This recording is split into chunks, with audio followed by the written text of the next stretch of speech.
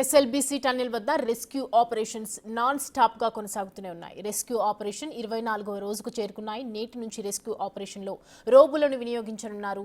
బురద పేరుకుపోవడంతో రోబోలకు ప్రత్యేక చక్రాలను అమర్చారు. ప్రమాదం జరిగిందని భావిస్తున్న D1 ప్రాంతంలో భారీగా బురద పేరుకుపోవడంతో నీరు ఊబికి వస్తోంది. దీంతో రెస్క్యూ ఆపరేషన్స్ కు అంతరాయం కలుగుతోంది.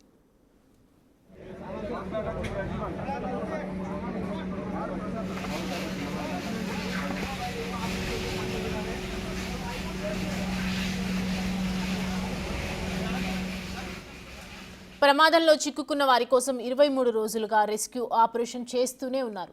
ఇప్పటికీ కేవలం ఒక మృతదేహం మాత్రమే లభ్యమైంది. మిగిలిన 7 మృతదేహాల కోసం నిరంతరం రెస్క్యూ ఆపరేషన్స్ కొనసాగుతూనే ఉన్నాయి. కానీ రెస్క్యూ ఆపరేషన్లో 12 ఏజెన్సీలకు చెందిన 650 మంది సభ్యులు షిఫ్టుల వారీగా రెస్క్యూ ఆపరేషన్లో పాల్గొంటున్నారు.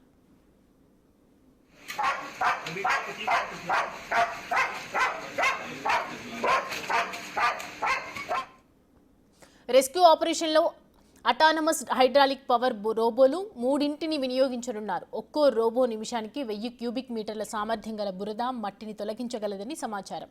మనుషుల కంటే 15 రెట్లు అధికంగా ఈ రోబోలు పనిచేస్తాయని తెలుస్తోంది.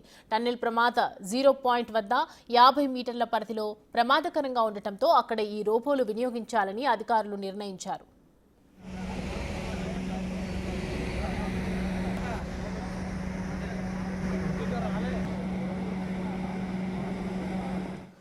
రోబోల వినియోగానికి సంబంధించి అదనపు ఏర్పాటు చేస్తున్నారు అధికారులు. జీపీఆర్, క్యాడవర్ డాగ్స్ సూచించిన D1 నుంచి D2 అనుమానిత ప్రాంతాల్లో పెద్ద ఎత్తున తవ్వకాలు జరుగుతున్నాయి.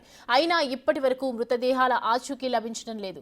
గడిచిన 23 రోజులుగా తమ వారి ఆచూకీ కోసం ఓవైపు జార్ఖండ్, పంజాబ్, జమ్మూ కాశ్మీర్ తదితర రాష్ట్రాల నుంచి వచ్చిన బాధిత కుటుంబాలు ఆశగా ఎదురుచూస్తున్నాయి. దక్షిణ మధ్య రైల్వే సహకారంతో ప్లాస్మా కట్టర్స్, థర్మల్ కట్టర్స్తో TBM మిషన్ విభాగాలను కట్ చేసి లోకో ట్రైన్ ద్వారా బయటకు పంపిస్తున్నారు. మొత్తంగా సహాయ చర్యలు ముమ్మరం చేసినా భారీగా పేరుకుపోయిన శిథిలాలు, బురద ఊట నీరుతో సహాయక చర్యలకు అడుగడుగునా ఆటంకాలు ఎదురవుతున్నాయి.